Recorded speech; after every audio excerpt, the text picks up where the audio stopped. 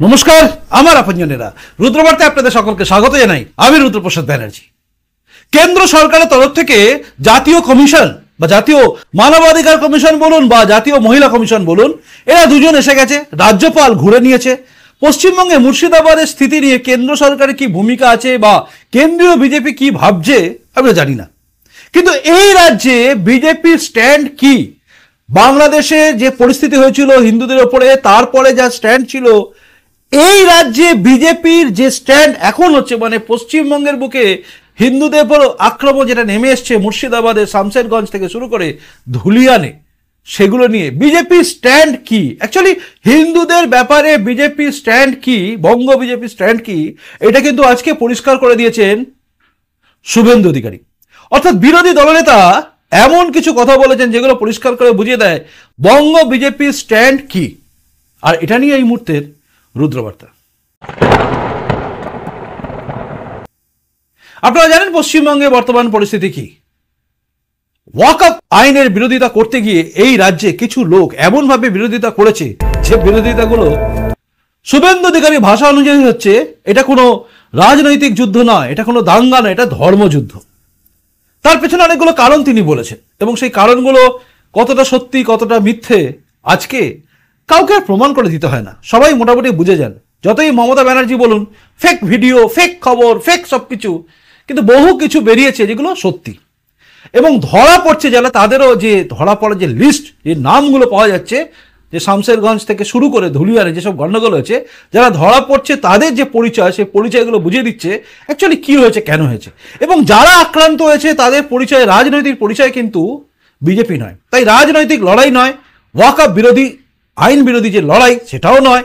এই লড়াই যেন কোথাও গিয়ে শুভেন্দু অধিকারী ভাষা অনুযায়ী ধর্মযুদ্ধ হয়ে গেছে। তাই সেরকমই একটা জায়গায় যখন কেন্দ্র থেকে টিম আসছে, আমি দেখেছি গতকাল আমি আপনাদের কাছে প্রশ্ন করেছিলাম যে কেন্দ্র যে সমস্ত টিম পাঠাচ্ছে তাতে আপনাদের কি আস্থা আছে। আমি প্রশ্ন করেছিলাম ফেসবুকে, ম্যাক্সিমাম মানুষই বলেছেন যে আমার যেরকম আস্থা নেই, অনেকেরই আস্থা নেই। তারা ভাবছেন এগুলো হচ্ছে আসা যাওয়া, মানে আইওয়াস, শুধু আসবে আর যাবে, বাকি কাজকলা হবে। রাজ্য সরকার বলবে এগুলো পাঠাচ্ছেন, এতগুলো কমিশন আসছে, এই হচ্ছে সেই হচ্ছে, আলটিমেটলি দেখা যাবে কিছুই পাওয়া যাচ্ছে না। তো কেন্দ্র বিজেপির যে স্ট্যান্ড সেটা হচ্ছে পাঠাবো, দেখবে, যাবে, কড়ি নিন্দা হবে এবং তারপরে কি হবে আমরা জানি না। যদিও অমিত শাহের ভূমিকা নিয়ে কিন্তু সবাই খুশি, কারণ যে মুহূর্তে দরকার পড়েছে সেই মুহূর্তে বিএসএফ থেকে শুরু করে কেন্দ্রীয় সুরক্ষা বল সবই কিন্তু নেমেছে। মনে রাখবেন, আদালত নির্দেশ দিল তার সঙ্গে সঙ্গে চলে এলো, এটা সাধারণত হয় না।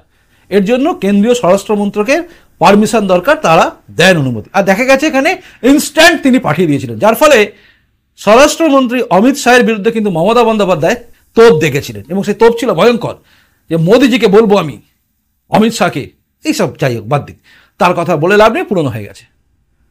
কিন্তু যেটা এই বঙ্গ বিজেপির স্ট্যান্ড, সেটা আজকে আপনাদের জানতে হবে কি বঙ্গ বিজেপির অ্যাকচুয়ালি স্ট্যান্ড কি। যদিও আমরা দেখেছি বিজেপির নামছে, কিন্তু নামছে কেন, কি স্ট্যান্ড, এখানে রাজনৈতিক দলগুলো কি স্ট্যান্ড, এটা পরিষ্কার করে আজকে বলে দিয়েছেন কিন্তু শুভেন্দু অধিকারী, জলবৎ তরলং হয়ে গেছে। তো তার সেই বক্তব্যটা মানে একদম ভাইরাল স্পিচ শুভেন্দু অধিকারী, যেটা ব্রেকিং নিউজ হওয়া উচিত ছিল, যদিও সেটাকে দিলীপদার বিয়ে, দিলীপ ঘোষের বিয়ে কার সঙ্গে হচ্ছে, সে কি বলছে, এই নিয়েই ঘুরিয়ে দিয়েছে বাংলা সব মিডিয়া। তাই শুভেন্দু অধিকারী বক্তব্য যেটা ভাইরাল নিউজ হতো, ব্রেকিং নিউজ হতো, তা হয়নি। সেটা আপনি একবার শুনুন। দেখুন, সকলেই কিন্তু আপনার এখানে যে পরিস্থিতিটা হয়েছে সেটা হচ্ছে, একটা তো বিরোধী দলের ভূমিকা আছে, সেটা তো অন্যরকম, কিন্তু প্রত্যেকে একটা একটা স্ট্যান্ড নিয়ে ফেলেছেন। আপনি যদি বলেন যে আমরা বিজেপিরা হিন্দুর পক্ষে স্ট্যান্ড নিয়েছি, তার কারণ হচ্ছে হিন্দু আক্রান্ত। আপনি কোথাও দেখতে পাবেন না যে মুসলিমরা আক্রান্ত হয়েছে। মুসলিমরাও তো 20%-এর নিচে, 10%-এর নিচে, 5%, 2%, 1% মুসলিম আছে। যেটা যোগী আদিত্যনাথজি বলেছেন যে 100টা হিন্দুর মধ্যে 50টা মুসলিম সুরক্ষিত, কিন্তু 100টা হিন্দুর মধ্যে, 100টা মুসলিমের মধ্যে 5 জন হিন্দু যদি থাকে তারা সুরক্ষিত নয়।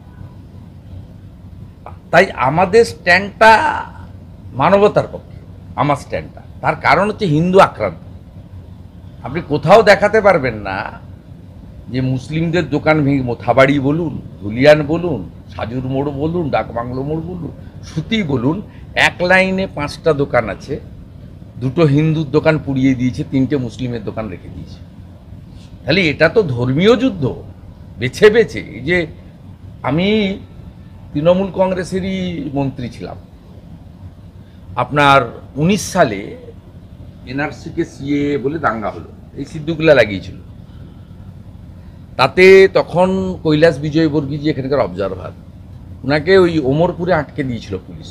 মমতা ব্যানার্জির সিদ্ধান্ত আপনারা জানেন, আমি পার্ট নই, কিন্তু আমি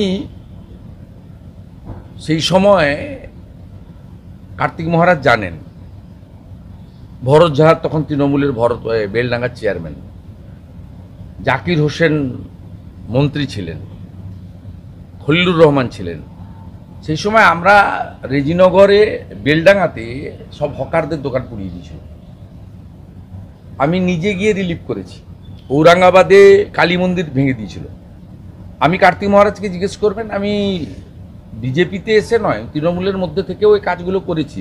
যেহেতু তখন কৈলাস বিজয়বর্গী সব বিজেপির নেতাদেরকে ওমরপুরে মমতা ব্যানার্জির পুলিশ আটকে দিয়েছিল, তার পলিসি অনুযায়ী ঢুকতে দেয়নি। সেই কাজটা কিন্তু আমি তখন করেছি, এবং এরা আমাকে তখন সাথ দিয়েছিলেন ঔরঙ্গাবাদের মন্দির রিপেয়ারিংয়ের জন্য অর্থের ব্যবস্থা করা। এবং আমরা নিমতিতাতে গেছিলাম, 68টা দোকান একসঙ্গে ভেঙে দিয়েছিল। আমি তখন দেখেছিলাম 68টার মধ্যে 3টে মুসলমান দোকানও ছিল, মানে দুষ্কৃতকারীটা করেছি। এবারের ইন্ডিকেশন খুব ব্যাড। মোথাবাড়ি বলুন, সাজুর মোড় বলুন, ডাকবাংলো মোড় বলুন, সুতি বলুন, ধুলিয়ান শহর বলুন, শুধু বেছে হিন্দু। একটা লাইনে 5টা দোকান আছে, 10টা দোকান আছে, 7টা বাড়ি আছে, মার্ক করে করে হিন্দুদের উপরেই হয়েছে। এটা তো হিন্দু শূন্য করার পরিকল্পনা। তাই বিজেপির স্ট্যান্ড আক্রান্তদের পক্ষে, আক্রান্ত হিন্দুরাই। সিপিএমের স্ট্যান্ড খুব ক্লিয়ার, তারা আনিসের জন্য ইনসাফ যাত্রা করে, আপত্তি কিছু নেই। আনিসের ব্যাপারে আমিও সাপোর্ট দিয়েছিলাম, আমিও বিধানসভায় তুলেছিলাম। আমরা ওই ক্ষুদ্র রাজনীতি করিনি, কিন্তু সিপিএম করেছিল। কিন্তু সিপিএম হরগোবিন্দ দাস আর চন্দন দাসের জন্য লড়তে রাজি নয়। বরঞ্চ মোহাম্মদ সেলিম মমতা ব্যানার্জির গ্রেপ্তার দাবি না করে, ধুলিয়ানের চেয়ারম্যানের গ্রেপ্তার দাবি না করে, ধুলিয়ান টাউনের টিএমসি সভাপতির গ্রেপ্তার দাবি না করে, শামশেরগঞ্জের এমএলএর গ্রেপ্তারের দাবি না করে আমার গ্রেপ্তারের দাবি করেছে মিডিয়ার সামনে। উদ্দেশ্য পরিষ্কার, যে ওরাও অ্যাপিজমেন্ট পলিটিক্সটা করছে, মমতা ব্যানার্জি সরাসরি করছে, ও ঘুরিয়ে করছে। হলো সিপিএম স্ট্যান্ড। কংগ্রেস তো তার স্ট্যান্ড জানেন, কংগ্রেসের স্ট্যান্ড নতুন করে বলার কারণ নেই। এবং কংগ্রেস বুঝতে পারছে যে তাদের যে মুসলিমগুলো ভোট দিয়েছিল 24-এ, সেই মুসলিমগুলোকে মমতা ব্যানার্জি দাঙ্গা লাগিয়ে নিয়ে নিল। এটা কংগ্রেসের লোকরা বুঝতে পারছে, ঈশা খান চৌধুরীও বুঝতে পারছে, অধীর রঞ্জন চৌধুরীও বুঝতে পারছে। কিন্তু তারা নিরুপায়, তাদের কিছু করার নেই, কারণ দিল্লির নেতারা তাদের এখানে চায় না এখানে কংগ্রেস থাকুক। এবারে থাকলো তৃণমূল কংগ্রেস। তৃণমূল কংগ্রেস এই দাঙ্গাটা করিয়েছে। ও তৃণমূল কংগ্রেস পুলিশ মন্ত্রী, যার 220-25টা এমএলএ, বিপুল ক্ষমতা, তিনি পুলিশকে ওখানে মার্কেট থেকে হাওয়া করে দিয়েছে। গত শুক্রবার এই সময় বেলা 2টো থেকে সন্ধ্যে 6:30, 4.5 ঘন্টা পুলিশ ওয়াজ দেয়ার, 0। এবং স্কুলের বাচ্চাদের গাড়িগুলো সব পুড়িয়ে দেওয়া হয়েছিল, বাচ্চারা আটকে গেছিল, বিএসএফের জওয়ানরা এসওএস তাদেরকে রিকভারি করেছে। পরের দিন সকালবেলা আর্লি মর্নিং ডিএম মুর্শিদাবাদ, ওখানকার ডিআইজি বিএসএফকে বলেছে যে আপনার কাজ শেষ হয়ে গেছে, আপনি বর্ডারে ফিরে যান। সেই জন্যই তো চিফ জাস্টিস চেন্নাইতে ছিল, প্রেয়ার করিয়ে, অর্ডার করিয়ে। আমি কৃতজ্ঞ। আবার শুনলেন, এই বক্তব্যটা কিন্তু ভাইরাল হওয়ার জায়গা ছিল। এই বক্তব্যটা কিন্তু viral speech of Suvendu Adhikari হওয়া উচিত ছিল। এই বক্তব্যটা কিন্তু ব্রেকিং নিউজ হওয়া উচিত ছিল, কিন্তু এই রাজ্যের মিডিয়া সেটাকে করেনি। কারণ এই রাজ্যের মিডিয়া ব্যস্ত ছিল দিলীপ ঘোষ কখন সিঁদুর দান করছেন, রিঙ্কু মজুমদার কি বলছেন, দিলীপ ঘোষের বিয়ের পরে রাজ্যের বিজেপি নেতাদের কি স্পিচ, দিলীপ ঘোষের বিয়ের পরে আরএসএস কি ভাবছে, এই সমস্ত প্রশ্ন, এমনকি দিলীপ ঘোষ এবং রিঙ্কু মজুমদারের যে ছেলে, অর্থাৎ যে ছেলেটি আছে সেই ছেলেটার সম্বন্ধে তাকে গিয়ে জিজ্ঞাসা করা আপনি কেন নেই, এই সব করেই মোটামুটি ঘুরিয়ে দিয়েছে কালকে। এবং আজকেও দেখুন সকাল থেকে শুরু হয়ে গেছে, বিয়ের পরে দিলীপদা কেন নামলেন।